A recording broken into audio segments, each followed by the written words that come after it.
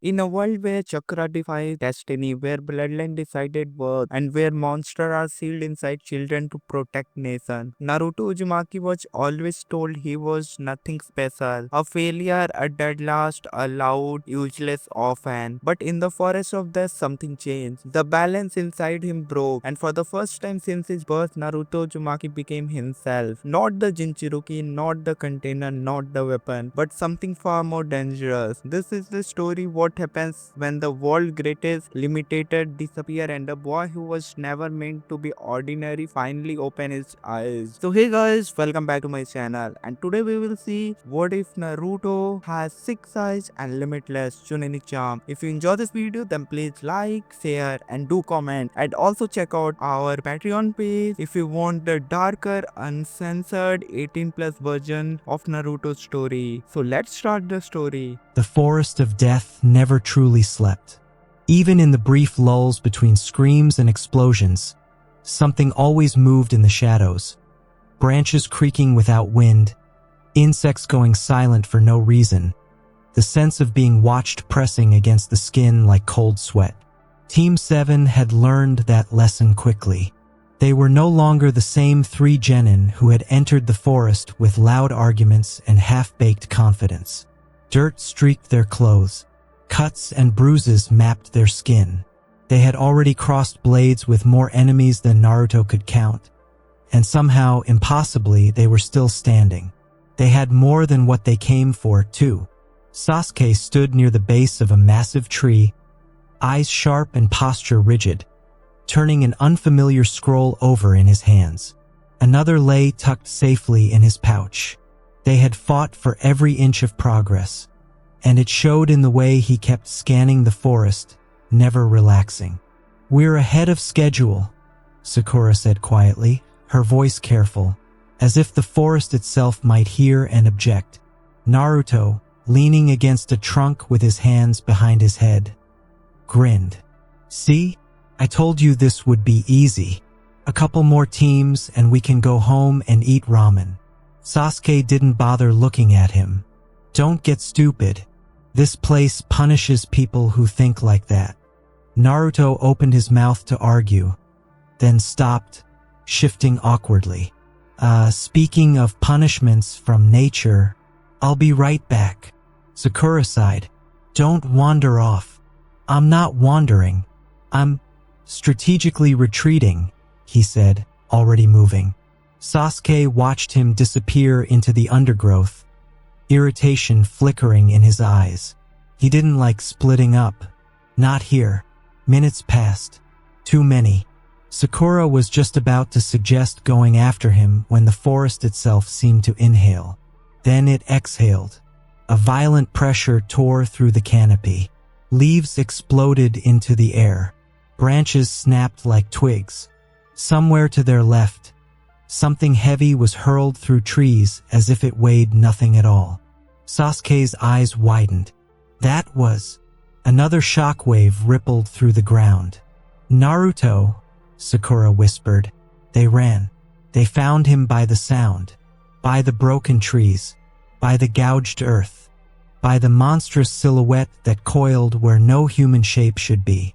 Naruto was on his feet again, but only barely, chest heaving, eyes wide with a mix of fury and shock. His jacket was torn, his face smeared with dirt, but he was alive, and standing in front of him was something that wore the shape of a person the way a snake might wear a skin. Long pale, smiling in a way that had nothing to do with warmth. Sasuke felt it immediately, that pressure. It was like the air had turned into something thick and poisonous. His body reacted before his mind did. Muscles tightening, breath turning shallow. Every instinct screamed danger. Sakura froze, a hand flying to her mouth. The stranger's gaze flicked between them, then settled on Naruto with open curiosity. "You're interesting," he said softly, voice smooth and wrong. "Far more interesting than I expected." Naruto spat blood to the side and set his stance. "Yeah? Well, you've got a really ugly face. Ever think about fixing that?" The man's smile widened. What followed wasn't a fight. It was a hunt. Naruto created clones, dozens of them, filling the clearing with orange and motion. They rushed in from every direction, blades flashing, fists swinging. The enemy flowed between them, not dodging, not blocking, flowing. Clones vanished in bursts of smoke one after another. A massive, pale shape erupted from the ground, a serpent of impossible size, and Naruto barely leapt away in time, landing hard and rolling across the dirt. Sasuke tried to move. His body refused. It was like invisible hands were pressing him into place, his muscles screaming in protest while his mind raced. His Sharingan burned in his eyes, tracking movements he couldn't react to fast enough. Sakura knelt behind a fallen log, struggling to breathe. The pressure in the air wasn't just killing intent. It was something deeper, heavier. And Naruto, she felt it from him too. His chakra was changing, not exploding, seeping, like something old and furious was leaking through cracks in a dam. Naruto stood again, teeth clenched, eyes sharp with a light that hadn't been there before. He didn't wait. He charged. This time, when he moved, the ground seemed to shudder under his feet. His strikes were faster, his reactions sharper. He slipped past the serpent's fangs and slammed a glowing Rasengan-shaped mass of unstable chakra into its side. Not a perfect technique, but raw, furious power. The forest shook. The pale man landed lightly on a branch, watching with fascination, his eyes narrowing. So that's it. It's waking up inside you. Naruto didn't hear him, or maybe he did and didn't care. He only knew that every time he was knocked back, something inside him screamed to get up again. They clashed again and again, human and monster, shockwaves ripping through the clearing. Trees cracked. The air itself seemed to scream. From a distance, Sakura watched in horror. Naruto's chakra felt wrong. Not just strong. Hungry. Sasuke's fists trembled. He hated this. Hated being unable to move. Hated watching Naruto throw himself at something so far beyond them. Hated that part of him knew Naruto was the only one even slowing it down. The pale man finally landed in front of Naruto, standing close enough that their chakra seemed to grind against each other. "You're adapting," he said softly. "Learning. Even now." Naruto glared up at him. "I don't know what you're talking about, but I'm not letting you touch my team." For a moment, something like genuine amusement crossed the man's face. Then his expression went cold. This experiment has gone on long enough. He moved. Naruto saw it. His mind screamed. His body didn't keep up. In one impossible step, the man was in front of him. A hand, glowing with an intricate pattern of chakra, pressed against Naruto's stomach, right over the seal. Pain wasn't the right word. It was like something inside him was suddenly wrapped in chains and dragged into silence. Naruto's eyes went wide. The world tilted. His legs gave out. He felt himself falling, and then a sharp tug snapped him to a halt. Sakura. She had thrown a kunai with shaking hands, pinning his jacket to the trunk of a tree and keeping him from crashing into the ravine below. Naruto, she cried, her voice breaking as she looked back at Sasuke. Sasuke, do something.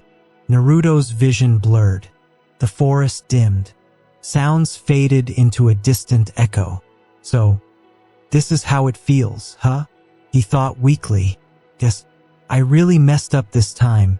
The last thing he saw before darkness claimed him was that pale man turning away, his attention shifting at last toward Sasuke. And Sasuke, finally able to move, taking a single step forward, as something terrifying began to awaken in his eyes. Darkness did not take Naruto gently. It dragged him down. For a while, how long, he could not tell.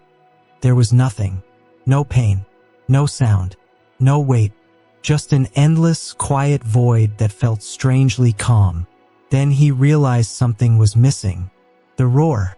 Ever since he could remember, there had always been something inside him. Pressure, a heat, a restless, boiling presence that never truly slept. Even when he was calm, even when he was exhausted, it was there, like a second heartbeat layered over his own. Now it was gone, not sealed away, not suppressed, gone. For the first time since infancy, Naruto's body belonged to him alone. First, it felt wrong, like stepping off a boat after being at sea for too long. His sense of balance vanished. His thoughts drifted. His awareness scattered. Then, slowly, something else began to happen. His chakra network, which had spent his entire life struggling to compensate for an invisible excess, finally stopped fighting a losing battle. It adjusted. No, it corrected itself. For 12 years, Naruto's body had been drowning in raw vitality. His muscles were always too full of energy. His nerves always too charged. His chakra always too wild. He had been trying, without knowing it, to hold back a flood with his bare hands, every second of every day. That was why he was loud. That was why he was restless. That was why concentration felt like trying to catch smoke. That was why control was a nightmare. Every jutsu he had ever performed had been forced through a system that was fundamentally off balance. He hadn't been bad at chakra control. He had been fighting against his own nature since the day he was born. And now, for the first time, there was silence inside him. In that silence, something deep within Naruto finally had room to move. Not the fox, not borrowed power. Him. His consciousness drifted in a strange, endless space. There was no floor, no sky, just a soft, dim light, like dawn seen through closed eyelids.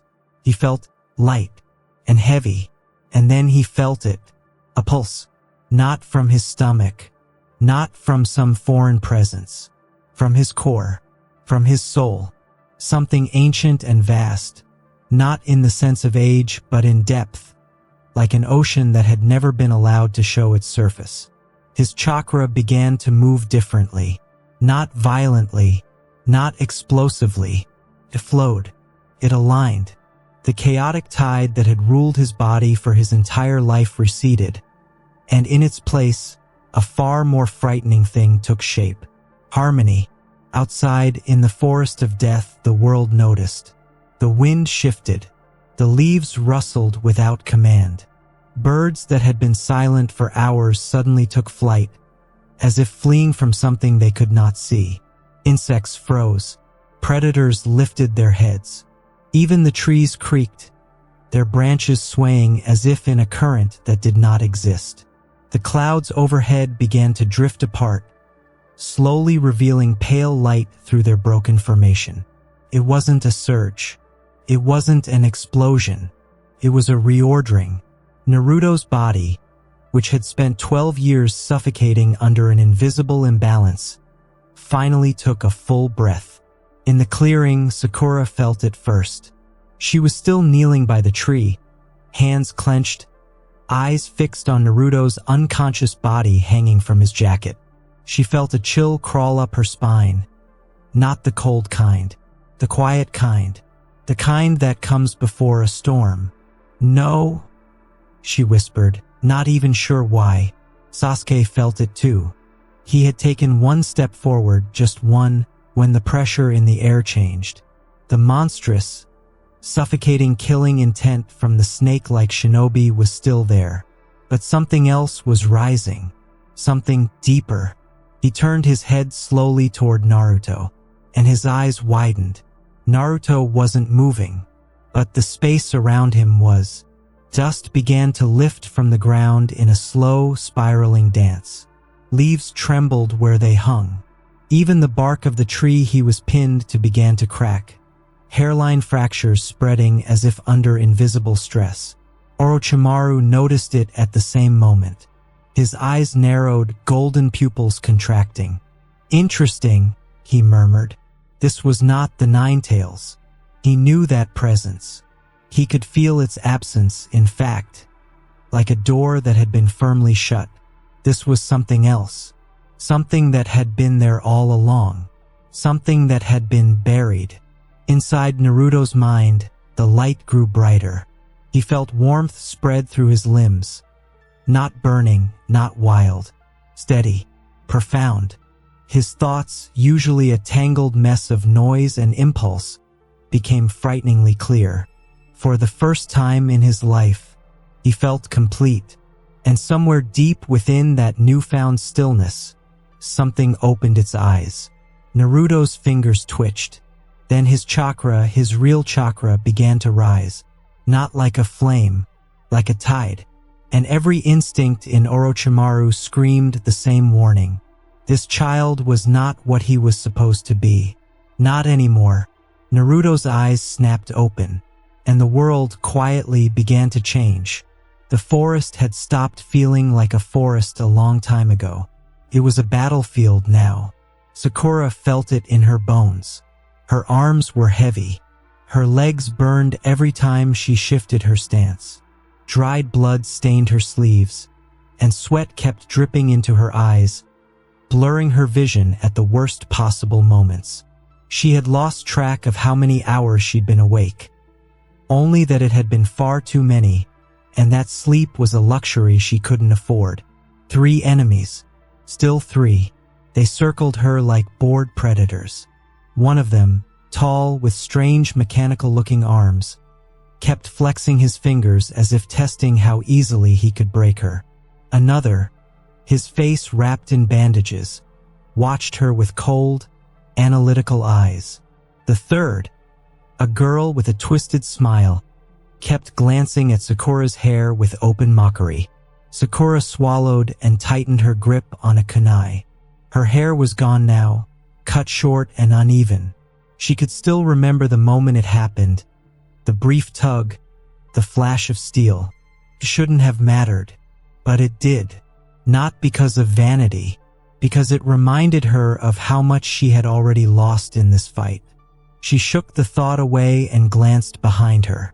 Sasuke and Naruto lay side by side, unmoving.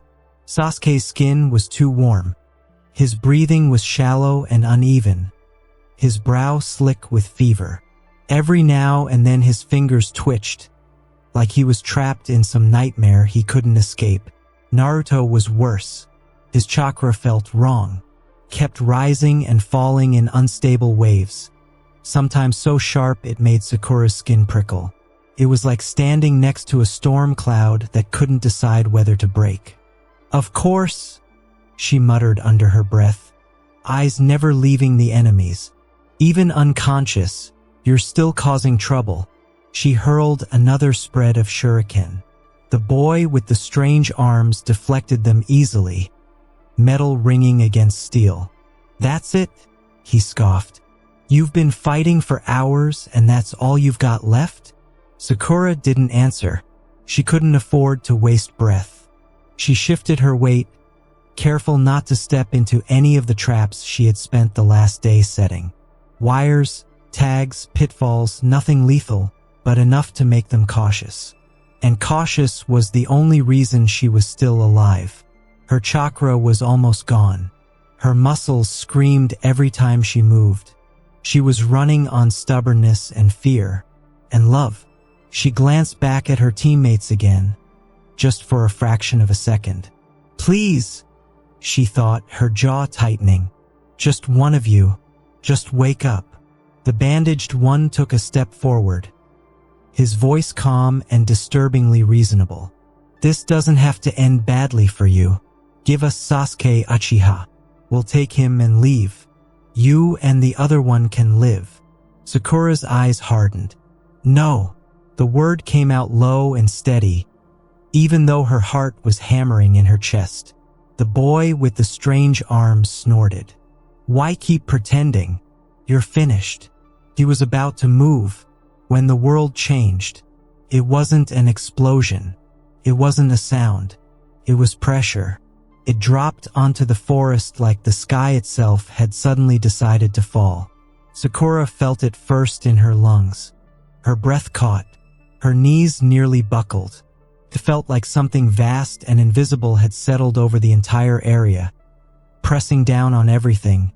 Trees, earth, people alike. Her vision swam. "What is this?" she whispered. The sound ninja froze. All three of them. Their confident postures vanished in an instant, replaced by rigid, instinctive stillness. Even the one with the strange arms looked afraid. Far beyond the clearing, other teams felt it too. Hidden in the bushes, Team 10 stiffened as one. In the trees, Team Guy went completely silent. Across the forest, animals fled in blind panic. It was chakra, but not like anything Sakura had ever felt. Not like Kakashi's. Not like the Hokage's. Not even like the terrifying presence of that snake-like shinobi from before. This was deeper, heavier, older. It wasn't raging. It was simply there, and that somehow made it worse. Sakura's eyes slowly, shakily, turned toward Naruto. The air around him was moving. No bending. Dust lifted from the ground around his body, spiraling upward in slow, unnatural patterns. The tree he was resting against began to creak, tiny cracks spreading through the bark. His chakra wasn't flaring. It was expanding, like a tide coming in.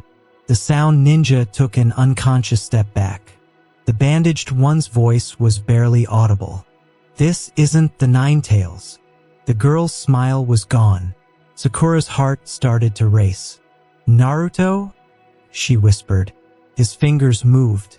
Once, twice. Then his chakra surged. Not violently, not explosively, but with such overwhelming presence that Sakura felt tears spring to her eyes without knowing why. It felt like standing in front of something vast and endless, like the world itself had just taken a breath.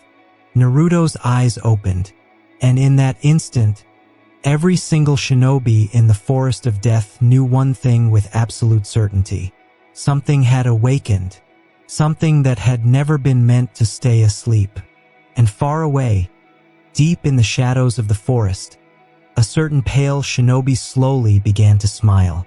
"Now this," Orochimaru murmured, "is unexpected. For those outside the forest, it was nothing more than a heartbeat. A single, fleeting instant. But for anyone who could truly feel chakra, it was like the world had screamed. Across the village, nerves tightened. Old instincts, honed by war and disaster, howled warnings that something dangerous had just taken its first breath. In the Hokage Tower, the third froze mid-step. The old man's eyes sharpened, his battle-worn senses flaring to life as he turned toward the distant, dark line of the Forest of Death. His hand rose in a sharp signal. "Get the guard," he ordered, already moving. Now, far to the south, a white-haired man perched in a tree overlooking the hot springs snapped his pen in half. Jiraiya's lazy posture vanished in an instant, chakra flaring as he instinctively prepared for a fight he didn't yet understand, and immediately paid for it when several very angry kunoichi noticed the surge and decided he was done spying for the day. Elsewhere in the village, small, human moments told the same story. Kakashi's book slipped from his fingers. Guy lost his balance and crashed out of a handstand. Asuma's cigarette fell, forgotten. Kurenai stumbled mid-step, heart racing. Anbyu moved without orders. Barrier teams nearly collapsed from the strain of sensing something so vast and so sudden. All across Konoha, shinobi felt it, and none of them would have believed the truth if they'd known where it came from. Back in the forest, the clearing slowly returned to normal. The pressure faded. The air loosened. Breathing became possible again. Sakura was the first to truly understand what had happened. Not because she was the strongest, but because she was closest. She stared at Naruto. A faint, almost unreal glow clung to his body, blue, translucent, like light seen through water. It wasn't violent. It wasn't wild. It was quiet. "Nah, Naruto," she whispered. Her voice broke the spell. Every leaf shinobi watching from hiding turned to look at him. The sound ninja did too, this time without their earlier confidence. Then, just like that, the strange presence vanished. The forest exhaled. Some of the observers, especially those who knew Naruto, tried to convince themselves it had been a fluke, a side effect of stress, of the cursed forest, of the exam, anything but what it felt like. Naruto's fingers twitched. Then he pushed himself up. The moment he stood, something subtle changed. There was no pressure, no crushing chakra, but the air around him felt attentive, like it was waiting, like the world itself was holding its breath. Every instinct in Sakura's body screamed at her to be careful. The feeling lasted only a second. Then it was gone. She swallowed. "Naruto, are you okay?" she asked quietly, aware of the enemies only a few steps away. Naruto took a slow breath, and then another. He opened his eyes. The first thing he noticed was how clear everything felt. Not brighter, not louder, clearer. His thoughts, which were usually a messy tangle of impulses and half-finished ideas, lined up neatly. He didn't have to struggle to focus. He didn't have to force himself to think. He just did. In a single glance, he understood the battlefield. Team Guy was in the trees above, watching, tense and ready. Team 10 was hidden in the bushes nearby. Shikamaru in particular looked like he'd just seen a ghost. 3 sound ninja stood in front of Sakura, spread out, cautious now. And Sakura, he turned his head slightly and really looked at her. She was exhausted, bruised, dirty, breathing a little too fast. Her chakra was dangerously low. She'd been fighting alone, protecting him, protecting Sasuke. His jaw tightened. His gaze shifted to Sasuke. The Uchiha was still unconscious, skin flushed with fever, jaw clenched like he was trapped in a nightmare. Naruto's chest felt tight, not with panic, with something colder, something sharper. "So that's how it is," he murmured. The sound ninja with the bandaged face narrowed his eyes. "You should stay down, Jinchuriki. You're in no condition to." Naruto looked at him. Just looked. The man stopped talking. Naruto didn't know why the guy went quiet, but he could feel something else now. Not the fox, not that burning, hateful presence. His own chakra felt deep, and for the first time in his life, it answered him without resistance. He rolled his shoulders once and stepped forward, placing himself slightly in front of Sakura. "You did good," he said quietly, not taking his eyes off the 3 enemies. "Thanks for holding out." Sakura blinked. "Naruto." He didn't turn back. His focus was entirely on the sound ninja now. They were strong, dangerous, but as he looked at them, he realized something that made his stomach twist in a very unfamiliar way. He could see their openings. He could feel their timing. He could almost predict how they'd move. And far away, hidden in the forest shadows, a pale man watched the scene unfold with undisguised interest. "Fascinating," Orochimaru whispered, because whatever had just woken up inside Naruto Uzumaki, it was no longer something that could be ignored. Sakura stared at him like she was seeing a ghost. "Naruto," she whispered, then her eyes widened even more. "Why your eyes?" She leaned closer without meaning to, her shock cutting through exhaustion. "And your face. Your whisker marks are gone." That second part came out much louder than she intended. Around the clearing, every hidden leaf shinobi focused on Naruto's face. It was true. The 3 faint marks that had always been there, so familiar that no one ever really questioned them, were simply gone. His skin was smooth, unmarked, normal. And his eyes, they were still blue, but not the same blue. There was a depth to them now, a strange, quiet glow that made it uncomfortable to hold his gaze for too long. Not because it was hostile, because it felt like looking into something vast. In the bushes, Ino blinked and thought, distantly, that it was kind of a shame. The marks had been cute. Naruto, however, barely registered what Sakura said, because the moment he truly focused, the world exploded into information. He could see it, not just people, everything. Chakra threaded through the air like invisible currents. It flowed through the trees, pooled in the earth, lingered in faint scars where jutsu had been used hours ago.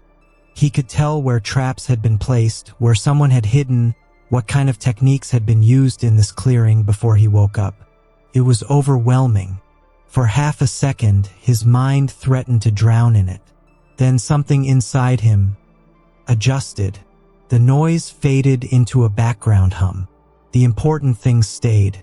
He looked back at Sakura, really looked at her. "What do they want?" he asked calmly, nodding toward the three-sound ninja. Sakura opened her mouth to answer. "Hey!" The loud one with the strange arms snapped. "Don't ignore me, you stupid blonde ba." He never finished the sentence. No one saw Naruto move. No one could track it. There was just a faint blur, a brief displacement of air, and Naruto was suddenly in front of him. His fist drove forward. Not wildly, not desperately, perfectly. Blue chakra flared around his arm in a thin, sharp sheen as he poured power through his body. The impact sounded like a cannon going off. The ground behind Naruto cratered where he'd pushed off. Leaves were ripped from branches in a violent gust.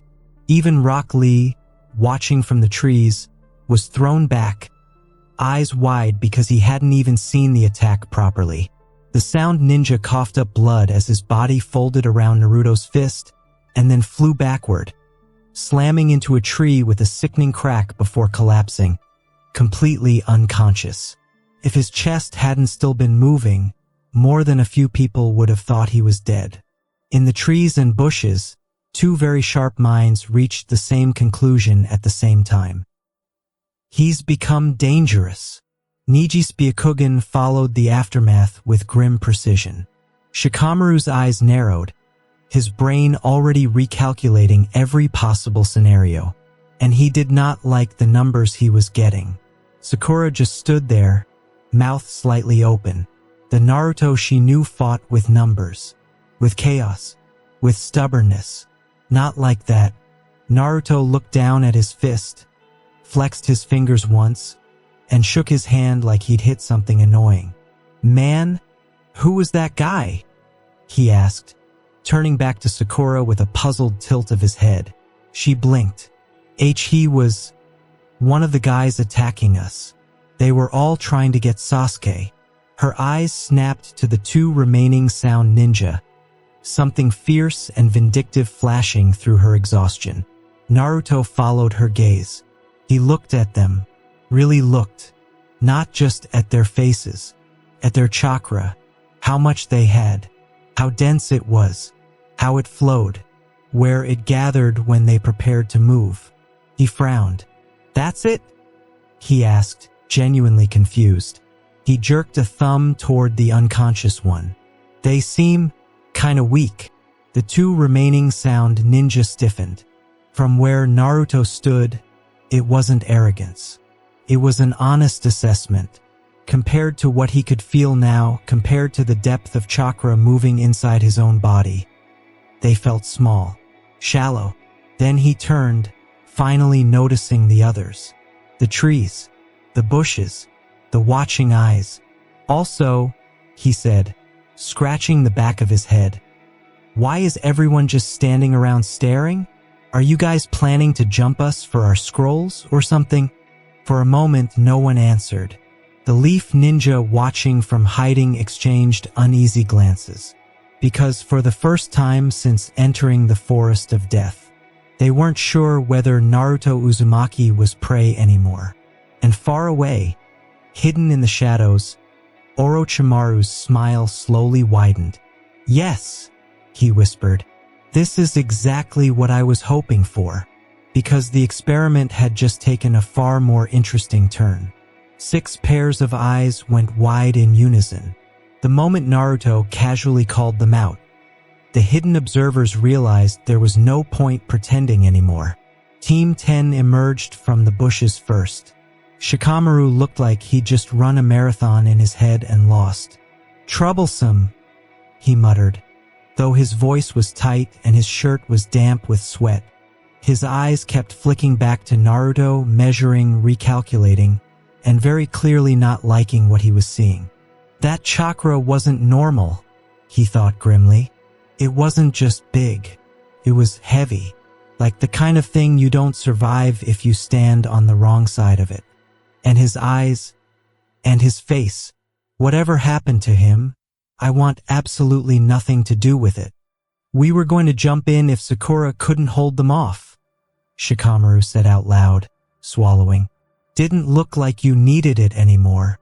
Ino and Choji stayed quiet, wisely letting him handle this. Naruto brightened. "Oh, that's nice of you, Shikamaru." Then he craned his head up toward the trees. "Hey, Bushy Brow, you guys here for the same reason?" Team Guy was no longer even pretending to hide. Niji stepped forward before Lee could say anything, his expression tight and wary. "No, we were only observing." His gaze lingered on Naruto for half a second too long. "We're leaving." And they did. Immediately, Tenten grabbed Lee by the collar before he could open his mouth, and the 3 of them vanished into the trees. Lee looking back with obvious protest while his teammates very clearly did not want him anywhere near Naruto right now. Naruto blinked, watching them go. "Ha! Why are they in such a hurry?" He scratched his head, then laughed. "Well, their team's always kinda weird. I mean, anyone with a sensei who has eyebrows like that has to be at least a little crazy, right?" He looked at Sakura for agreement. She nodded, very slowly, still trying to process how her near-death struggle had somehow turned into this. The bandaged sound ninja Dosu finally found his voice again. He had gone very still during the entire exchange, eyes never leaving Naruto. Now he made a decision. "We will withdraw," he said carefully. "No more fighting." He reached into his pouch, took out a scroll, and placed it on the ground between them. "Consider this an apology, a heaven scroll." He gestured, and the remaining sound Kunoichi helped pick up their unconscious teammate. Without another word, they retreated into the forest at a pace that was very close to fleeing. Naruto watched them go, then shrugged. "Ha! Guess they didn't feel like fighting anymore." He clapped his hands together once. "All right, problem solved. Sakura, grab Sleeping Beauty and let's go. We've got what we need now." He said it so casually it almost felt unreal. Sakura twitched. "You know what?" she started, then met Naruto's eyes. She flinched. "Fine." She bent down and carefully lifted Sasuke onto her back, grunting slightly at the weight. "He's way more solid than he looks," she thought with a completely inappropriate flash of distraction, then shook her head and focused.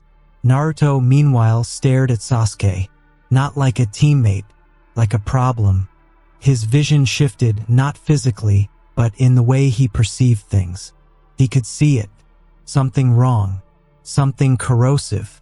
Dark chakra clung to Sasuke's body like a living infection, burrowing into his chakra network, warping it, forcing it to change. Naruto's mind went into overdrive. What the hell is that? That's not Sasuke's chakra. It's eating at him, changing him, forcing his body to adapt. Is it some kind of seal? Parasite? Feels addictive. Like it gives power but punishes you for not using it. Who would make something like this? Who would do this to him? Was it that snake guy? Or that sound girl? When did this even happen? What did I miss? The thoughts flashed through his mind in less than a heartbeat. Naruto didn't even realize how fast he'd processed it. He only knew one thing. Something had been done to Sasuke. Something bad. And whoever was responsible, his eyes narrowed slightly. They're going to regret it. Sakura adjusted Sasuke on her back and looked at Naruto. You coming or what? Naruto blinked, the intensity vanishing as quickly as it came. Oh yeah, sorry. He picked up the scroll and Team 7 started moving again. But this time, as they disappeared into the forest, Naruto Uzumaki was no longer walking blindly forward. He was already starting to see the battlefield. And far away, deep in the shadows, Orochimaru felt a chill crawl up his spine, for the first time in a very long time, and smiled. How very interesting indeed. Hey, Shikamaru, Naruto called over his shoulder. You guys coming with us? We're heading for the tower. Team 10 was still standing where they'd revealed themselves, like they weren't quite sure what they'd just witnessed was real. For half a second, Shikamaru actually considered it. Then he shook his head. We don't have the right scrolls yet. We'll catch up later. He turned and immediately started walking, grabbing Choji by the sleeve and dragging Ino along with him before she could say whatever was clearly on the tip of her tongue. Ino looked back once, eyes lingering on Naruto, then disappeared into the trees. Sakura watched them go, her expression blank. She didn't believe, not for a second, that they would have stepped in if things had gotten any worse. Maybe at the very last moment. Maybe after it was already too late. Either way, if Naruto hadn't woken up the way he did, she wasn't sure she'd still be standing. Maybe, she thought, her grip tightening slightly on Sasuke's legs. Maybe I really wasn't ready for this exam. She'd always known she was behind Sasuke. Somewhere along the way, she'd also fallen behind Naruto. The forest had made that painfully clear. Naruto, completely oblivious to her thoughts, stopped walking and turned back toward Sasuke with a frown. He stepped closer and, without warning, pressed 2 fingers, glowing faintly with controlled chakra, into a point high on Sasuke's back, just below the neck. Sakura felt the jolt through Sasuke's body and spun around instantly. What the hell did you just do? She snapped, her voice sharp with panic and anger. Naruto raised his hands placatingly. Easy, easy. I think there's some kind of nasty chakra spreading from that mark on his neck. I just blocked a few pathways. It should slow it down. Sakura stared at him, searching his face for any sign he was joking. She didn't find any. You better be right, she muttered. Naruto smiled a little. Let's keep moving. We're pretty close to the tower. She didn't argue. Honestly, her head was starting to hurt too much too. They moved, and moved, and moved. Over the next 2 hours, Sakura watched Naruto deal with 3 different ambushes like they were minor inconveniences. Each time, it was over almost before she realized what was happening. Short, precise bursts of motion, enemies disarmed or knocked out before they could even form a real formation. She stopped trying to understand it. She was exhausted. Her arms ached. Her legs felt like lead. Sasuke felt heavier with every step, and the novelty of carrying him had worn off a long time ago. By the time the massive tower finally came into view, she was running on pure willpower. Inside, they were greeted by a large sign covered in text. Sakura barely glanced at it. You read it, she said, dropping onto the floor with a tired huff. I don't have the energy. Naruto leaned closer, scanning it. Once, twice. Then he snapped his fingers. Oh, we just need to open 1 heaven and 1 earth scroll at the same time. Sakura sighed. Sure, go for it. Naruto grinned. All right. He set them down and opened both at once. practically bouncing in place. Sakura's exhaustion finally caught up to her. She carefully, but not gently, lowered Sasuke to the floor and then sat down herself, leaning back against the wall. An explosion of smoke filled the room. When it cleared, a familiar figure stood there. Irika-sensei. Sakura blinked. Irika smiled at her first, then noticed Sasuke and frowned, quickly moving closer to check his condition. Then he looked at Naruto, and his smile vanished. He felt it immediately. That chakra. It wasn't the Nine Tails, but it was vast, deep, unsettling. For a terrifying moment, his heart tried to convince him the worst had happened, that the seal had failed and something catastrophic had escaped. But no, there was no trace of the fox, which somehow made it even more alarming. Naruto, Irika said carefully, his voice tight. What happened to you? Irika froze. For a split second, he genuinely forgot where he was. What the hell happened to Naruto? He thought, staring at the boy in front of him. The chakra alone was bad enough. Deep, heavy, wrong in a way he couldn't quite put into words. But the eyes, those glowing, unnatural eyes, made the hairs on the back of his neck stand up. Naruto, completely unaware of the miniature crisis happening in his former teacher's head, lifted a hand and waved cheerfully. Irika-sensei, long time no see. Man, we finally made it through that forest. Good thing too. There's a whole bunch of weirdos in there. I'm telling you. He laughed like he'd just come back from a picnic. Irika forced a smile that came out more strained than he would have liked. I see. Well, I was supposed to explain the meaning behind heaven and earth, but his eyes shifted back to Sasuke's unconscious form. I think we need to get him to the medics. And Naruto, I think you should be checked as well. Naruto waved a hand dismissively. Nah, I'm fine. Didn't get hurt at all. Sakura's out of chakra though, her coils are pretty strained. And someone really needs to look at Sasuke's neck. That mark is pumping some nasty chakra into him. He said it while absently picking at his ear, like he was talking about the weather. Irika blinked. Then he leaned closer to Sasuke and carefully shifted the collar away from his neck. He sucked in a sharp breath. That seal, he whispered. He straightened and looked at Naruto, confusion plain on his face. How did you? Sakura, still sitting on the floor, just sighed. You'll catch up eventually, Irika-sensei. He wasn't sure that made him feel any better. Naruto's room was quiet. Too quiet. He sat by the window, knees drawn up, staring out at the dark line of the forest in the distance. The exams were still ongoing, but Team 7 was done for now. Sasuke was in the hospital. Sakura had been taken to rest, and Naruto finally had time to think. When he'd first woken up, everything had been too fast, too intense, too much happening all at once. Now, with nothing trying to kill him, he could actually feel it, see it, understand it. His eyes, they weren't normal. They couldn't be. He focused on a tree far away and the world changed. Not like zooming in, more like reality itself was peeling open. He could see the bark, then the fibers, then the tiny threads that made up those fibers. He could see chakra moving through the tree, faint and natural, like a slow, invisible heartbeat. Yeah, he muttered to himself.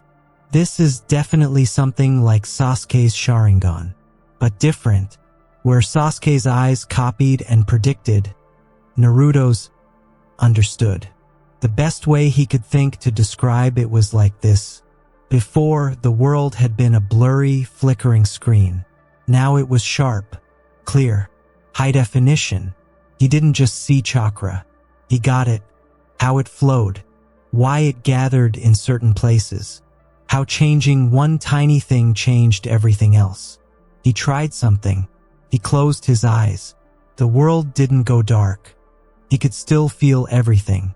The space in the room, the window, the hallway outside, the faint presences of other people in the tower. That's creepy, he admitted. He opened his eyes again and stood up. Then he pushed chakra into his body. Before, it had always felt like trying to shove too much water through a broken pipe.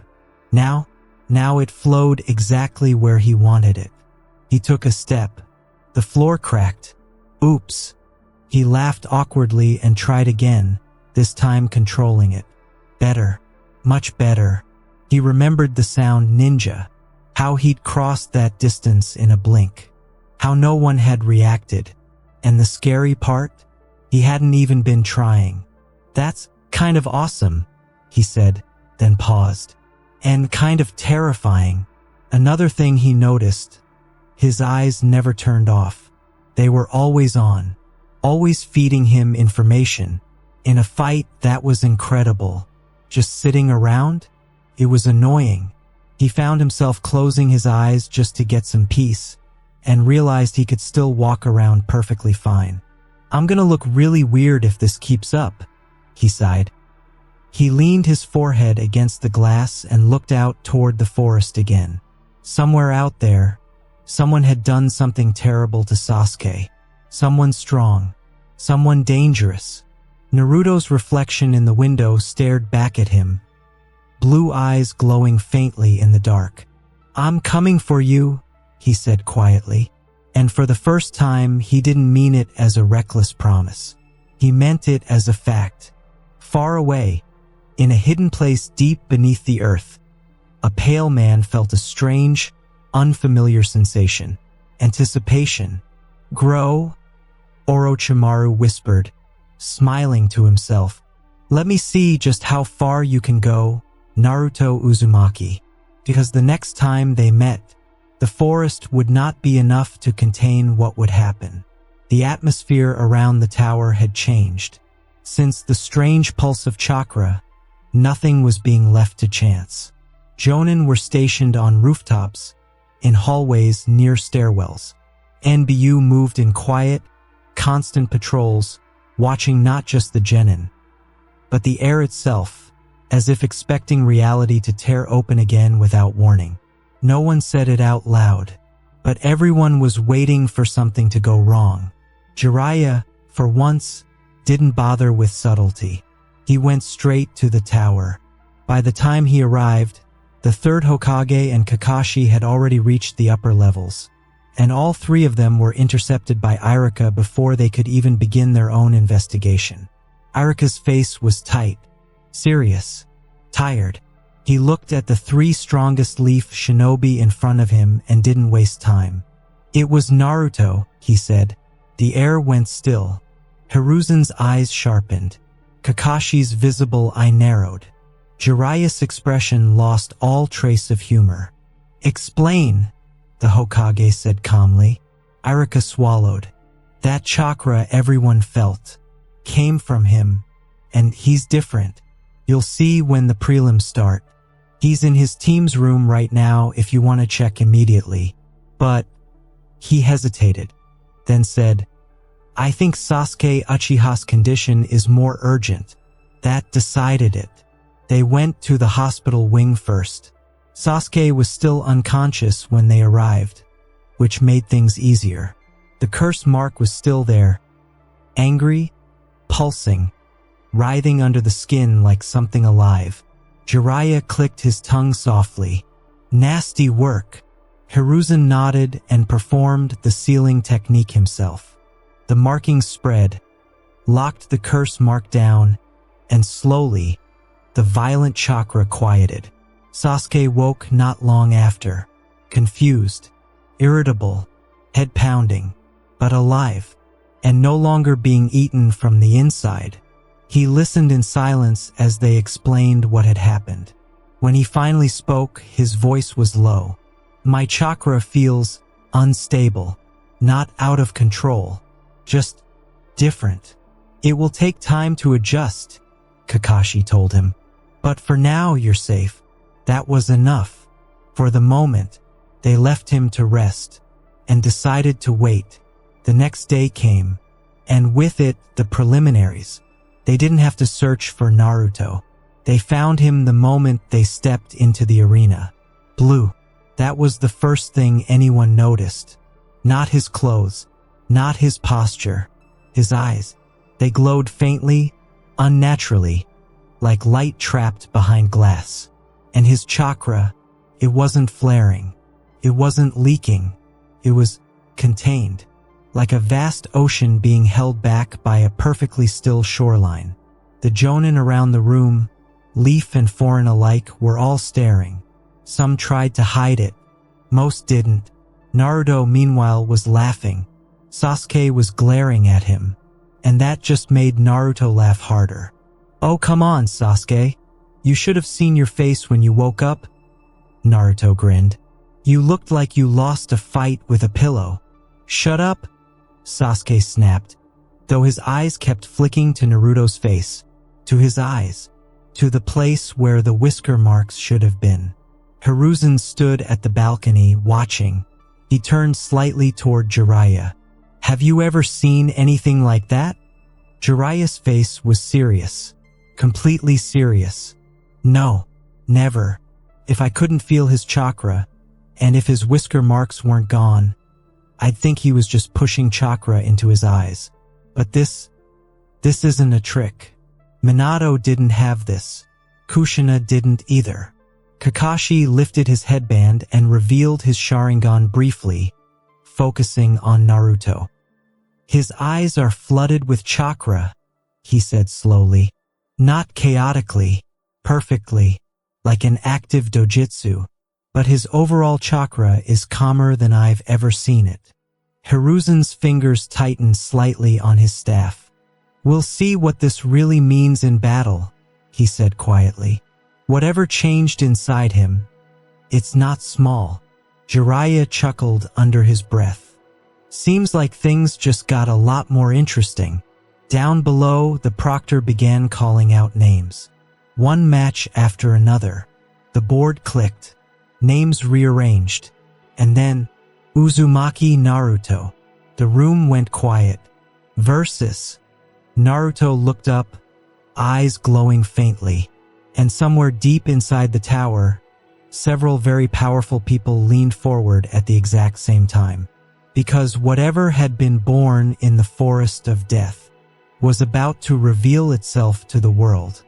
In the far corner of the arena, hidden behind layers of disguise and misdirection, a certain pale man was staring. Not with amusement, not with curiosity, with shock. Orochimaru's mouth was very slightly open. What?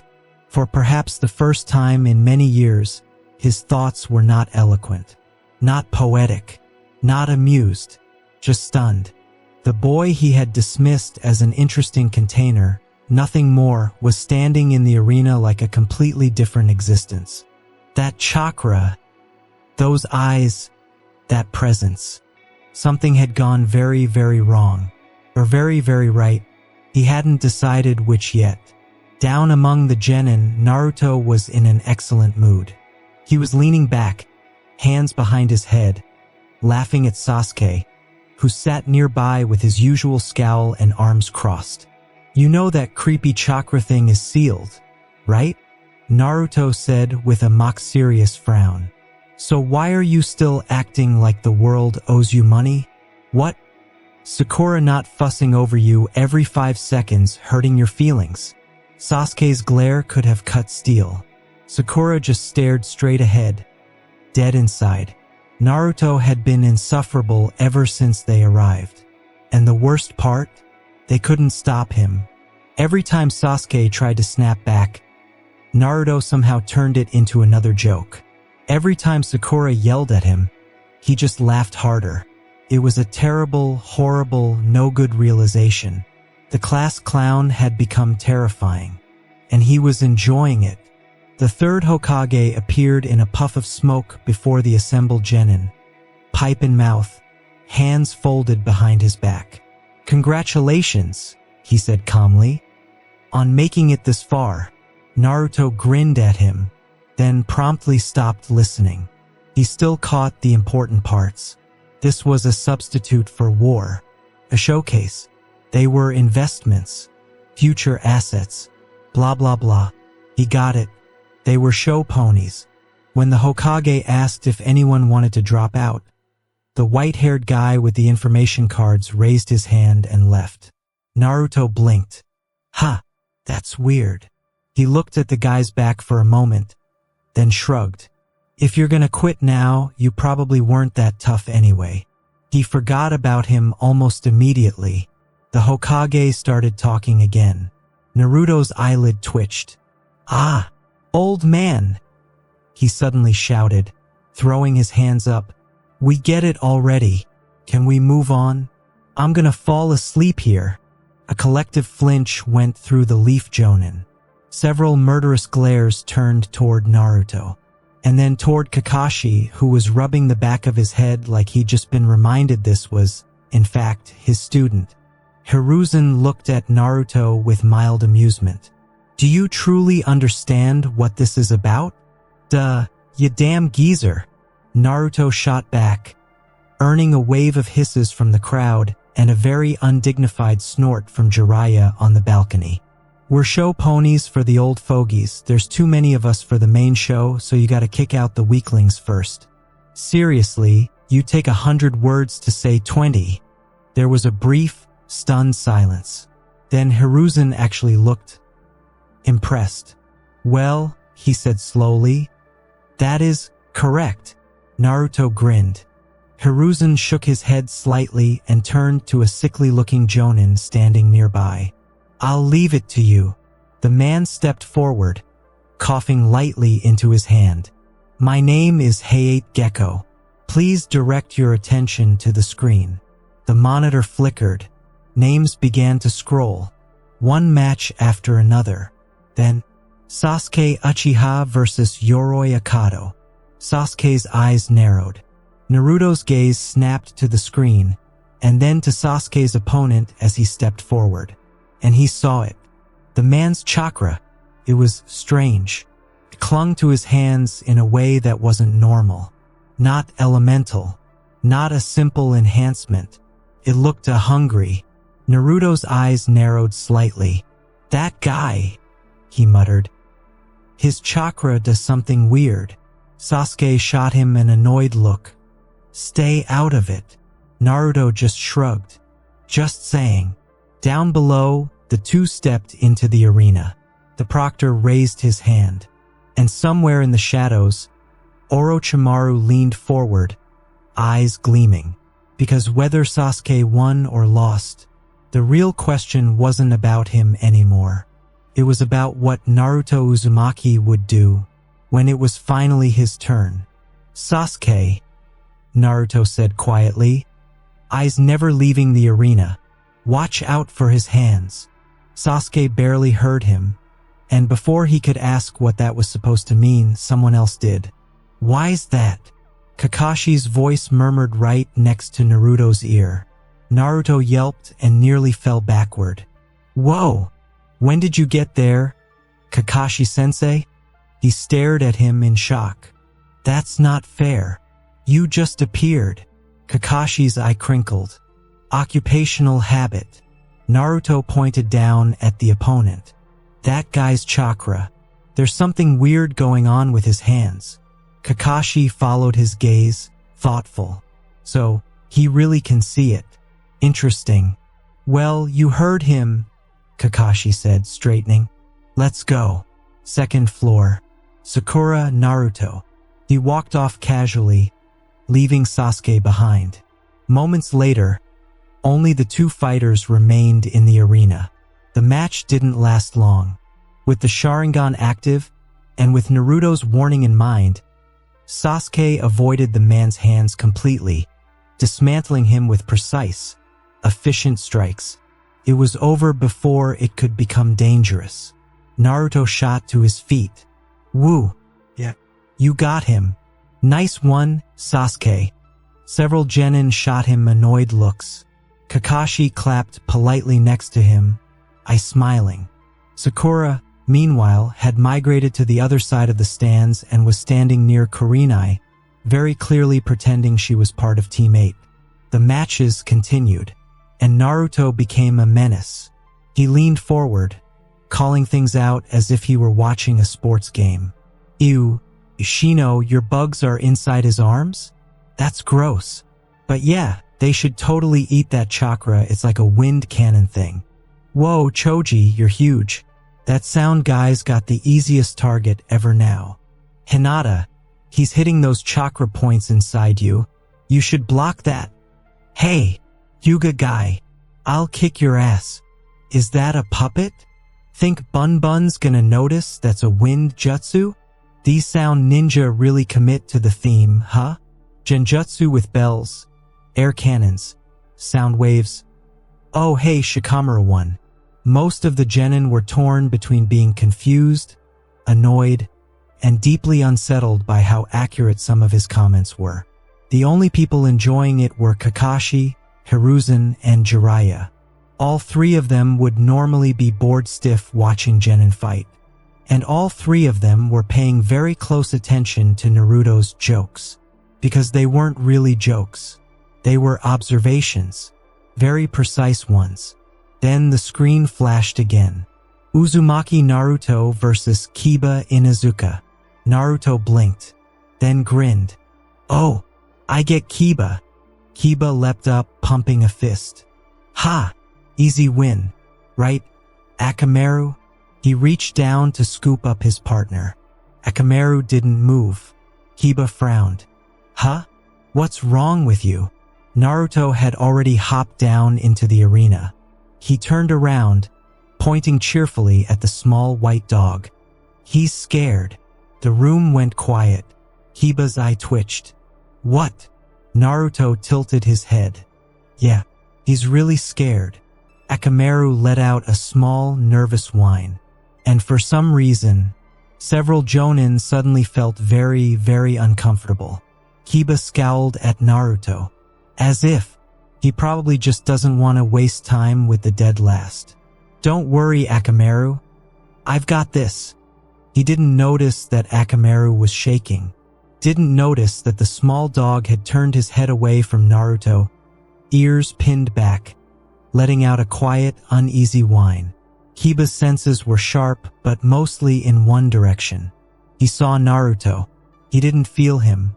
Hey-8 looked between the two, clearly more nervous about the blonde than the Inuzuka, then raised his hand at the Hokage's signal. Begin.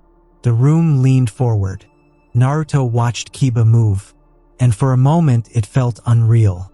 Kiba was fast. Naruto knew that, but now it was like watching someone move through thick syrup. He could see every muscle tense, every shift of weight, every tiny adjustment in Kiba's posture. Felt like he had all the time in the world. Kiba's punch shot toward him, fast enough that, just yesterday, Naruto would have eaten it to the face. Now, Naruto vanished. Gasps echoed through the arena. He reappeared behind Kiba, looking in the direction Kiba's punch had gone. Who was that for? Naruto asked curiously. You should probably move a little faster if you want to hit me. Kiba spun around, face flushing with anger, and launched into a flurry of attacks. Again and again, Naruto disappeared. Again and again, he reappeared behind him, to the side of him, just out of reach, never attacking, just playing, laughing. The stands were silent in stunned disbelief. That's ridiculous, someone whispered.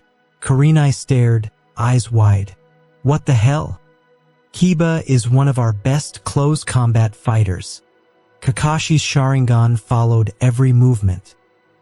He's reinforcing his entire body with chakra, he said slowly. And it's perfect.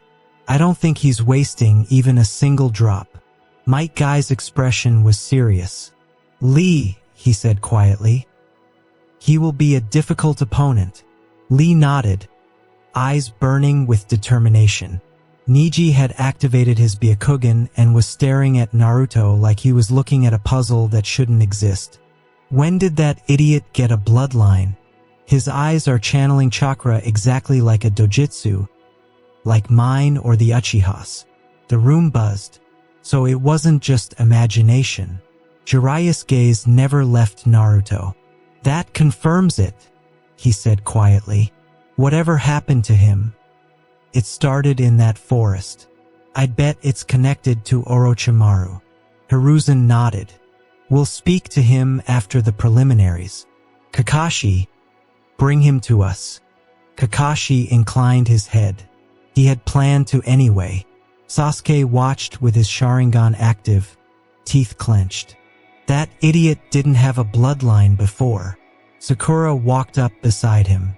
Something happened while you were both out, she said quietly. His chakra changed. The whole forest felt it. He's still Naruto, just like this now. Kakashi glanced at her. Yeah, the sound ninja Zaku, she said. The one Shino fought. Naruto hit him before he came after us. I've never seen anyone get hit that hard and live. Shino, standing nearby, spoke up. That explains the fractured ribs my insects detected. I found it odd he was able to continue fighting at all. Down in the arena, Naruto was having fun. For about 10 seconds. Then he sighed. This is getting kinda boring. Kiba was breathing hard, sweating, eyes furious. Naruto smiled. Hey, I'm gonna attack now, okay? Naruto moved. It wasn't a charge. It was a blur. One moment he was standing there, relaxed and almost bored. The next, he was in front of Kiba. His fist drove forward, wrapped in a thin layer of controlled chakra. This time, Naruto was careful. He didn't pour nearly as much power into it as he had against the sound ninja in the forest. It still wasn't even close to fair. The impact lifted Kiba clean off his feet. He flew backward, rolled across the floor, and slammed into the wall before collapsing in a heap, completely unconscious. The arena went silent. Naruto stared at his own fist. Ha! He frowned slightly. Am I that much stronger now? Or was he just that weak? He looked up at Kakashi. Did I hit him too hard? I didn't even use that much chakra. I thought he'd at least stay standing. Kakashi answered from the stands, I smiling. Naruto. There was enough power in that punch to knock out any Chunin I've ever met. He didn't add that quite a few Jonin would have had a very bad day too. Naruto blinked. Oh. He looked back at Kiba, who was starting to groan. Hey, dog breath. Naruto called cheerfully. You kinda suck. Then he looked at the proctor. Oi, tuberculosis. The coughing guy. He's done, right? Hey twitched. Is he talking about me? He glanced at Kiba, who failed to get up and slumped back down, then nodded. Winner, Uzumaki Naruto. Naruto threw his arms up. Yes. He hopped back up into the stands, grinning. That was easy. He laughed, pulling a ridiculous face. Kurenai gave him a long, unimpressed look, but decided not to say anything. Shikamaru, who had been thinking about nothing else since the forest, stepped closer. If Naruto was still Naruto, he might actually answer. So, he said casually, hands in his pockets. What's up with your eyes? Several people nearby pretended not to listen. They failed. Naruto brightened. Oh yeah, I've got super awesome eyes now. Everyone in earshot collectively almost fell over. Shikamaru's eye twitched. I know that, you idiot. What's different about them? Naruto leaned back a bit. Whoa. Why are you so worked up? I can see way better now. And my chakra control's really good.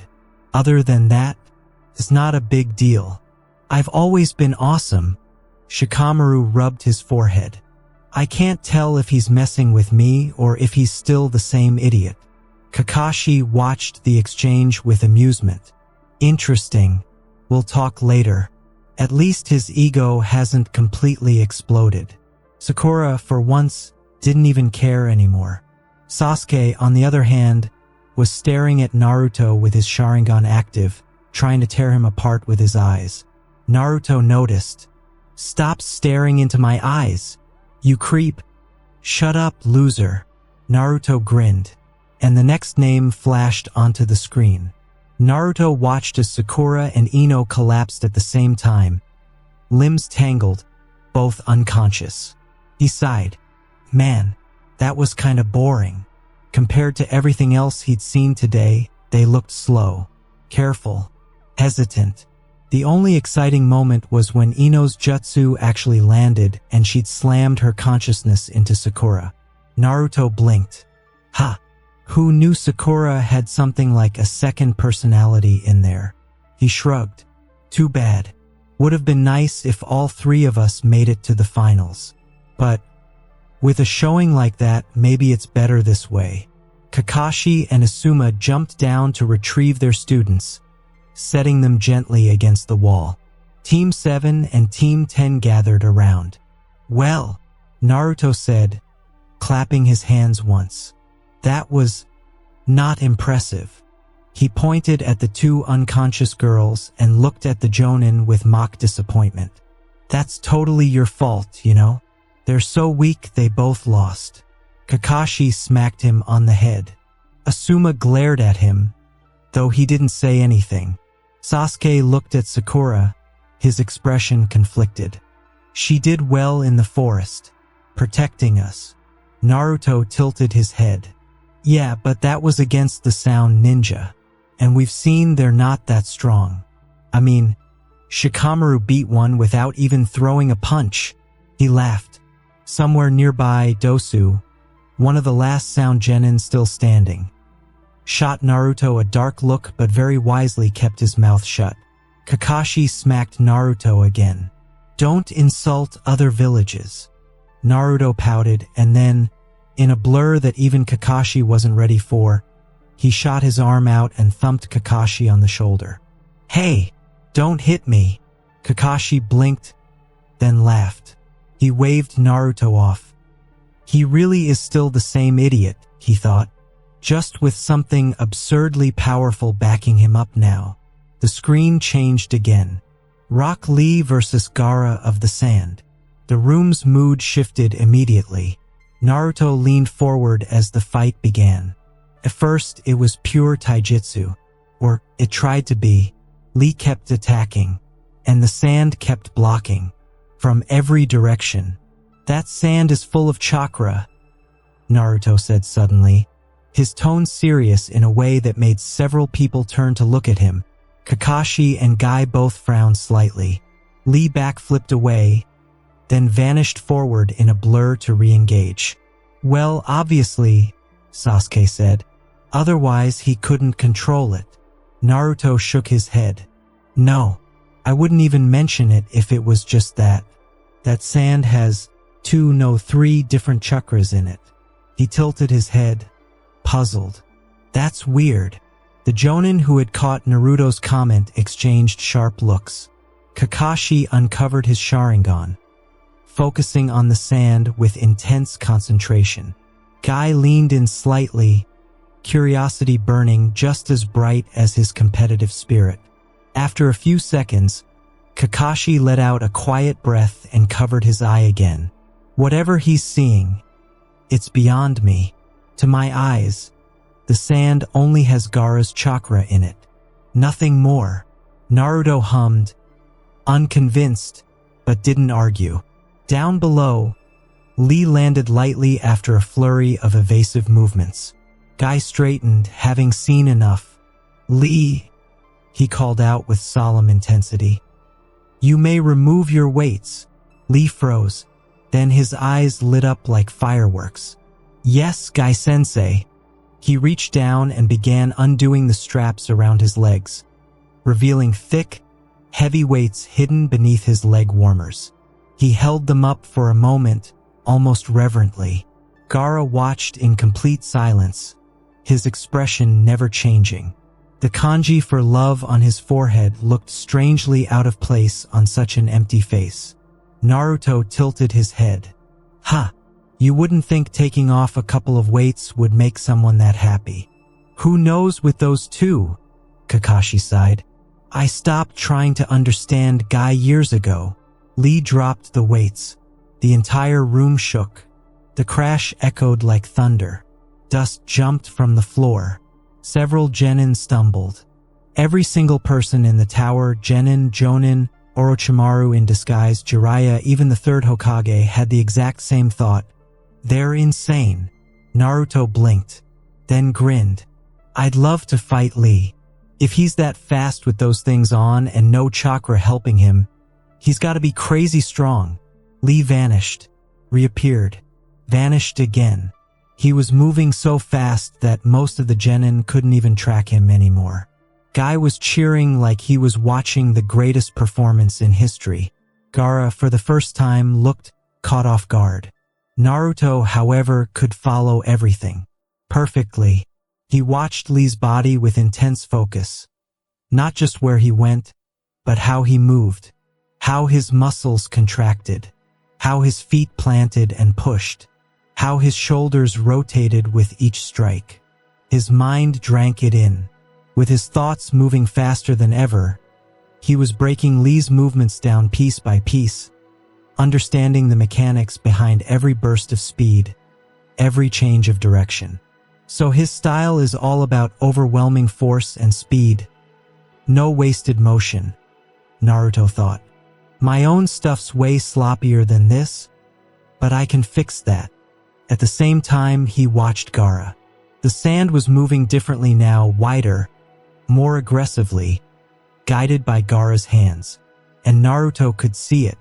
Not just one chakra, several, intertwined within the grains, layered, interacting. That's still really weird, he muttered. Below, Lee's strikes were starting to get through. The sand was reacting slower, and Gaara's expression was beginning to change. Not fear, not anger, something darker, something that made Naruto's eyes narrow slightly. Because whatever was inside that sand, it wasn't just a jutsu. And whatever was inside Gaara, it was starting to wake up. High above, on the balcony, Hiruzen felt a chill crawl up his spine. This exam, he said quietly, is becoming far more dangerous than it should be. And in the shadows, a certain snake only smiled wider, because the stage was finally set. What's he doing? Naruto murmured. His bandages are moving. Kakashi's head snapped toward him. What? They both turned their attention back to the arena, just in time to see Lee finally break through. A sharp kick caught Gaara under the chin and launched him into the air. Lee followed instantly, his movements blurring into a rapid, brutal series of strikes. Each impact echoed through the arena like a drumbeat, making several genin flinch at the sheer force behind them. Then the bandages wrapped around Gaara moved. They shot out, coiling, letting Lee grab and spin him, and slam him into the ground with bone-rattling force. Naruto tilted his head, watching closely. He glanced at Kakashi and Guy, who were talking in low, tense voices. He glanced at the other genin, all of them staring in awe at Lee's display. Then he decided to ruin the moment. That was a pretty good substitution, Naruto said cheerfully. Hope Lee isn't hurt too bad from the backlash, since he didn't really hit the real one. The stands went silent. Team Guy turned to him in horror. Then everyone looked back at the arena, just in time to see Lee twist away as sand surged up from the ground where Gaara should have been. The impact had hit nothing. Tenten's eyes were wide. How? Niji's jaw tightened. When? Guy was staring in disbelief. I didn't even see it. Kakashi's Sharingan was exposed, tracking every movement. It was during the kicks, he said calmly. When you closed your eyes. He switched places in an instant. His gaze shifted to Guy. You should pull Lee out. He's already taken too much damage. Guy shot him a sharp look. Before he could answer, Naruto spoke again, lazily. Nah, he'll be fine. He's forcing chakra through his inner limiters. Give him a bit and he'll get a second wind. Sasuke frowned. Inner what? They're called the 8 inner gates, Kakashi explained, his eye narrowing at Guy. And you taught that to a genin. You're going to cripple him. Guy didn't look away from the arena. You wouldn't understand, he said quietly. Some people are born with talent that carries them forward. Others have to claw their way up. His voice softened as he watched Lee push himself back to his feet. Lee can't use ninjutsu. He can't use genjutsu. Taijutsu is all he has. His lips curved into a proud smile. All he wants is to prove that hard work can make him a splendid ninja. I only gave him the tools. Naruto watched Lee carefully. He could see it now, the way chakra was being forced through pathways that were never meant to be opened like this. The strain, the damage, and still, Lee stood, kept moving, kept fighting. Naruto smiled, genuine and impressed. I think he's already proven it, Bushy-brow sensei. He looked back down at the arena. Something I've learned is that ninja don't always grow in a straight line.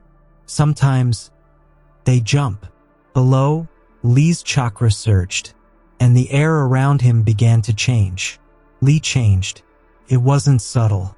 The moment his body fully adjusted to the opened gates, his movements sharpened to something almost unreal. Green chakra roared around him like a living flame, his eyes burning with raw intensity. Every step cracked the floor. Every strike tore the air apart. The arena began to break. Gaara's sand surged higher, thicker, more desperate, but Lee was everywhere. Above, below, behind, driving him back with a relentless aerial assault. Naruto watched, eyes glowing, taking in every single detail. He's adapting, Naruto said quietly, getting better every second. He's already way stronger than he was when this fight started. If he keeps going like this, he's going to be one of the best taijutsu users the Leaf has ever had. Guy's chest swelled, his eyes shining with emotion. Thank you, young Naruto. I'll trust those eyes of yours to see Lee's true potential. Naruto laughed and gave him a thumbs up. You can count on it. The rest of the fight was both breathtaking and terrifying. Sakura and Ino, who had woken up not long before Lee fully opened the gates, could only stare in stunned silence. It was painfully clear to both of them just how far out of their depth they were. Naruto, meanwhile, felt something else. A gap. Watching Lee push his body beyond its limits. Watching Gaara manipulate something so strange and layered, he could see it, but he couldn't name it. Not properly. He understood things instinctively. Flows, barriers, limits, interactions, but he didn't have the knowledge to connect it all into real concepts yet. I've still got a lot to learn, he realized. Then it ended. Lee's body finally gave out. He collapsed, unable to move. Gaara didn't hesitate. Sand shot forward like a spear. His face twisted with something dark and hungry. Several Jonin moved at once, but one blur moved first. The sand exploded outward. A shockwave tore through the arena. Naruto stood in front of Lee, one hand extended, dense chakra still humming around it. He glanced down at Lee, frowning. The damage was bad. Weeks, maybe months before he'd be fighting again. Then he looked at Gaara. Hey, you won, Naruto said flatly. No need to go that far. His chakra leaked out unconsciously. Gaara staggered back a step. He was breathing hard. Too hard. His eyes were wide. Something inside him was screaming. Not to fight. To run. Baki appeared in front of Gaara in a flash. Arms spread protectively. His face tight with nerves. At the same time, Kakashi and Guy landed in front of Naruto. Naruto blinked. Huh? You guys didn't have to jump in. I had it covered. He bent down and carefully picked Lee up. Then he grinned. Besides, that Sand Jonin over there looks pretty nervous just standing near me. Kakashi sighed. Naruto, please try not to start an international incident. Naruto laughed. The arena, however, was completely silent, because everyone there had just seen something far more frightening than a genin fight. They had seen how close they were to something going very, very wrong. High above, on the balcony, Hiruzen's eyes were shadowed. This, he said quietly, is no longer just an exam. Baki moved quickly, stepping in before the tension could explode any further. I think that's enough, he said stiffly. This match is over. He turned sharply to Gaara. Go back to Temari and Kankuro. Now. For a moment, Gaara looked like he might argue. Then his shoulders twitched. His breathing slowly steadied, and without another word, he dissolved into a swirl of sand and vanished. Naruto blinked. Ha, that looks really uncomfortable. You'd get sand everywhere. Guy carefully took Lee from Naruto's arms, his expression heavy with guilt and relief. Thank you for stepping in. I hesitated. I shouldn't have. He looked down at his unconscious student. If that sand had closed around him, Kakashi put a hand on Guy's shoulder, then grabbed Naruto by the collar and body flickered back to the stands. Try not to interfere again, Kakashi said mildly. They might disqualify you. Naruto frowned. Disqualify me? For saving someone? The irritation flared, and so did his chakra. He didn't even notice. The air changed. A heavy, invisible pressure rolled through the arena. For the genin who hadn't been in the forest, this was their first time feeling it directly. Several of them went pale. A few froze in place, instincts screaming. The jonin straightened immediately, hands drifting closer to their weapons. Even the Hokage's eyes sharpened. Sakura somehow was the one who moved. She smacked Naruto on the back of the head. Knock it off, she snapped, her voice tired but firm. You're scaring everyone, dumbass. Her hand was shaking, but she didn't pull it back. Naruto's chakra vanished instantly. Ha! He looked around. Everyone was staring at him. Not with anger, not with hatred, with fear. It wasn't the look he was used to, and he didn't like it. I wasn't even doing anything, he muttered. He glanced up at the balcony. The old man was up there, and some white-haired guy. If anyone knew what was going on, it'd be them. Naruto vanished. Hiruzen and Jiraiya both tracked him, and both felt a jolt of surprise at the speed. It wasn't refined.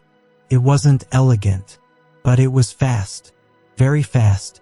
Naruto landed on the railing in front of them and crouched there casually. Hey, old man, he said, frowning. Then his eyes crinkled with a mischievous grin. Is everyone here really that lame? Why are they so scared of me? It's kind of funny. Hiruzen studied him quietly. That personality with this kind of power, he thought. It hits very differently. Jiraiya answered instead, his tone serious. You don't feel it because it's yours. But your chakra presence is far heavier than what most shinobi will ever experience. Especially genin. He didn't mention the only two presences he'd ever felt that were worse. The third Hokage, and Hanzo of the Salamander. Naruto nodded slowly, taking that in. Then he looked at Jiraiya. Who the hell are you, old man? Jiraiya's face lit up. Who am I, you ask? He struck a dramatic pose and started forming signs. I am the legendary. He's my former student, Hiruzen said flatly. Jiraiya. Jiraiya fell over. You ruined it. Naruto stared at Jiraiya. Really stared. Jiraiya felt it. That strange, uncomfortable sensation. Like being peeled apart and examined layer by layer. Hey, kid. Naruto turned away. He muttered, more to himself than anyone else. And then he jumped back down into the arena. leaving two very powerful men exchanging a long, thoughtful look. Because whatever Naruto had just seen, he hadn't bothered to explain it, and that made it far more worrying. The matches resumed, but the mood had changed. Everyone was on edge now, and somewhere in the tower, hidden behind a borrowed face, Orochimaru's smile was thin and sharp. "So," he whispered, "even the cage is starting to crack." His eyes followed Naruto's movements with something close to hunger, because the next time Naruto stepped into the arena, there would be no pretending this was just an exam, and whatever happened then would not be contained by stone walls. "So, he's an old guy like you. Cool, I guess," Naruto said casually, already turning away. Then he paused, glanced back at Jiraiya, and added with a grin, "Your chakra's pretty interesting, geezer." Before either of them could reply, he vanished in a blur and reappeared next to his team, where Kakashi immediately flicked him on the forehead for being a nuisance.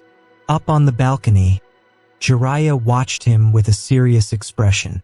"I don't know what happened to him," he said quietly, "but he's not like anyone I've ever met, and I didn't feel a trace of the Nine Tails in him. It's like it's completely cut off." Hiruzen took a slow puff from his pipe.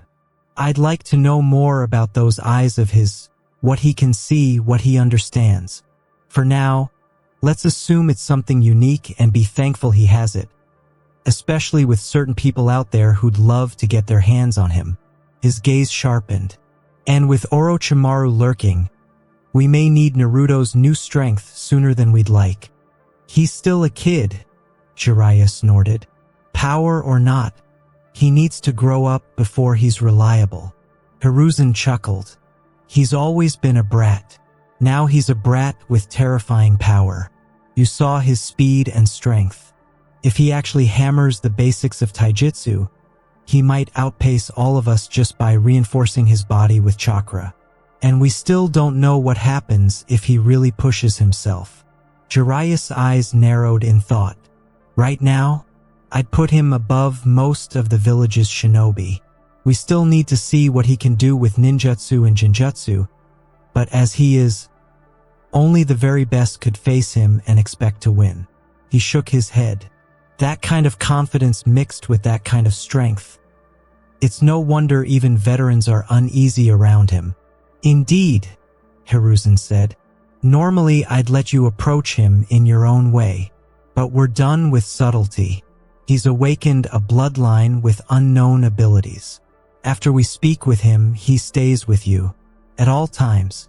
I don't want Danzo getting near him, and I don't want to hear the elders say he needs to be handled properly." Jiraiya sighed, already mourning the loss of weeks of freedom, but he nodded. He understood the stakes. It wouldn't take long for rumors to spread. Naruto already looked uncannily like Minato without the whisker marks. With those eyes and that chakra, the continent would hear about him soon. A month, maybe less, before every power broker had at least heard his name. Neither of them noticed that the last prelim match had ended. Down on the arena floor, the remaining winners were being gathered again. Hayate gestured to a small podium with a box on top. "We'll keep this simple. Draw numbers. 1 fights 2, 3 fights 4, and so on. Sasuke Uchiha, step forward." Sasuke walked up in silence and reached into the box. He pulled out a slip. "Number 1, Hayate announced. A murmur ran through the crowd. Sasuke returned to his place, eyes already searching the others. Next name was called. Then another. One by one, the finalists drew their lots. Naruto leaned back with his hands behind his head, watching with interest. Then, when his turn came, he hopped forward, reached in, and pulled out a slip. He glanced at it. "Ha!" he grinned. "Looks like I'm number 2. The arena went quiet. Somewhere above, Hiruzen and Jiraiya both felt a familiar, uneasy twinge, because unless fate decided to be kind for once, The very first match of the finals would be Naruto Uzumaki versus Sasuke Uchiha. From there, the rest of the numbers were drawn. Naruto watched as the puppet guy ended up matched against Shino. Shikamaru drew the wind girl. Dosu, the remaining sound ninja, ended up with the highest number, meaning a free pass to the next round. Then Naruto drew his own. He stared at the slip for a second. 3. He held it up with a comical, disappointed face. Ah man, I was kinda hoping for 2. That meant the Hyuga. Niji. Naruto's grin faded a little as he looked toward the side of the arena. Then he realized what that meant. His eyes shifted to Gaara. By elimination, Gaara would be facing Sasuke. Naruto's gaze snapped to Kakashi. Kakashi met his eyes and gave him a calm, reassuring eye smile. It didn't help. Not even a little. Sasuke stood rigid, fists clenched, staring straight ahead. He didn't look at Gaara. He didn't look at anyone. But Naruto could feel it. That tension, that anger, that determination. Hate cleared his throat. These are the matchups for the first round of the finals. We'll need time for the dignitaries and the Kazekage to arrive. You have 1 month to train. Prepare with every possible opponent in mind. You never know who you'll face next. And just like that, the second stage was over. The crowd began to disperse. Jonin and Chunin moved off to their duties. Sensei gathered their teams. Kakashi, however, led Team 7 in a different direction, straight to the Hokage. Hiruzen gestured, and they followed him toward the tower. Jiraiya walked with them in silence. Anbu shadows trailed behind like ghosts. The Hokage's office was strange. Naruto noticed that immediately, not because of the furniture or the scrolls or the big window, because of the chakra. The entire room felt soaked in it, the desk especially. To Naruto's eyes, it was practically glowing layer upon layer of old, powerful chakra, the lingering presence of legends who had sat there before. "Whoa," he muttered. "Naruto." He jumped slightly and looked up. Everyone was staring at him. "I wasn't listening," he said honestly. Sakura sighed. Sasuke pinched the bridge of his nose. Kakashi laughed awkwardly from his spot leaning against the wall. Hiruzen just shook his head. "Naruto, I asked what you can tell me about your eyes." Naruto thought for a moment. "Well, I can see chakra, but that's a really bad way to explain it. It's more like, I understand it. Like, really understand it." Kakashi's eye narrowed slightly. "What do you mean, its place in the world?" Naruto scratched his head. Okay. It's like knowing there's salt in ramen versus knowing why it's there and exactly how much makes it taste perfect." There was a short silence. Then, Hiruzen nodded slowly. Kakashi nodded too. Jiraiya smirked. Sakura and Sasuke just accepted that ramen had somehow become part of a serious conversation. "If I'm being honest," Naruto continued, "when I look at something, I kind of get it, but it's hard to put into words." He pointed at the Hokage's desk. "Like that. It was made using water and earth chakra, held together with yang chakra. But there's also something else, really faint, almost the same chakra that exists naturally in the world, flowing through the wood itself." He tilted his head. "Since the first Hokage could use wood style, I guess that's where it started, right? He must have been really incredible." The room went very quiet. Jiraiya slowly turned his head toward Hiruzen. Kakashi straightened. Even Sasuke looked up sharply. Hiruzen stared at Naruto for a long moment, pipe forgotten in his hand. "You can see that?" the Hokage asked quietly. Naruto nodded. "Yeah, it's really faint though. If I wasn't really looking, I'd miss it." Hiruzen exchanged a long, meaningful look with Jiraiya, because Naruto hadn't just described chakra. He had described the first Hokage's legacy, etched into the world itself.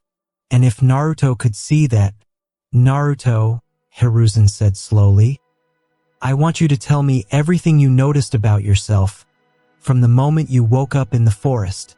Outside, the village was already buzzing with rumors. And inside the Hokage's office, everyone present understood one thing.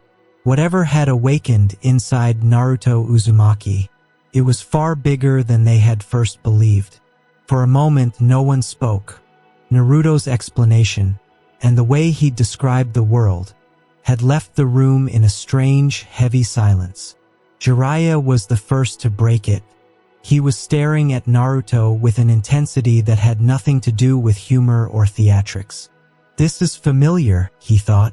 Too familiar. Memories surfaced of another boy in another ruined land, with eyes that could see and understand chakra in ways no one else could. Nagato, he exhaled slowly, then turned to Kakashi. I need chakra paper. You're the kind of guy who carries some around, right?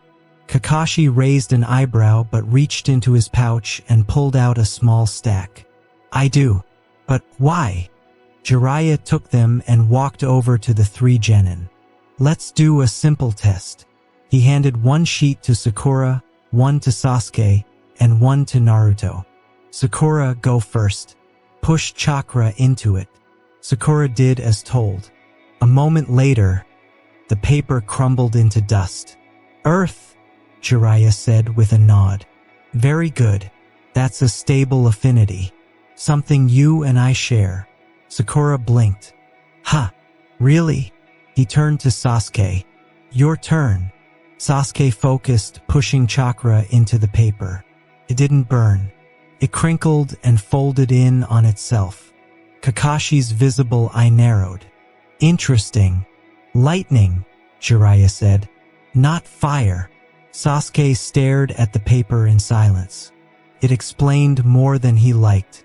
His father's disappointment, the early struggles with fire techniques, the feeling of always being slightly off compared to the rest of his clan.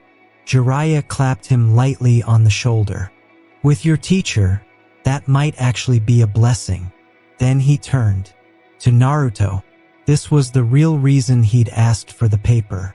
The Rinnegan allowed total elemental manipulation, Jiraiya thought. All five as if each were the primary affinity. If this is anything like that, Naruto held up his paper and grinned. He pushed chakra into it.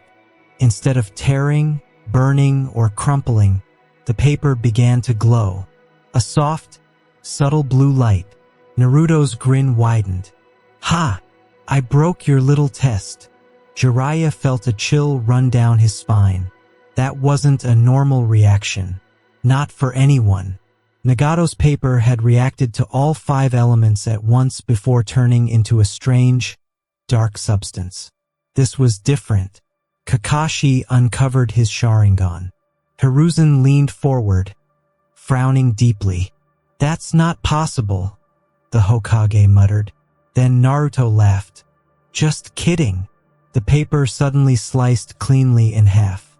Wind, Jiraiya whispered, staring at the two pieces. Then he snapped his eyes up at Naruto. What did you do, brat? Naruto shrugged and tossed the scraps away. Oh, that? I was watching what happened with Sakura and Sasuke. The paper reacts to the tiniest trace of elemental chakra, right? He tapped his head. So I just took all the elemental traces out of my chakra. The room went dead silent. You did what? Kakashi asked slowly. Naruto grinned. I made my chakra neutral. No element at all. That's why nothing happened at first.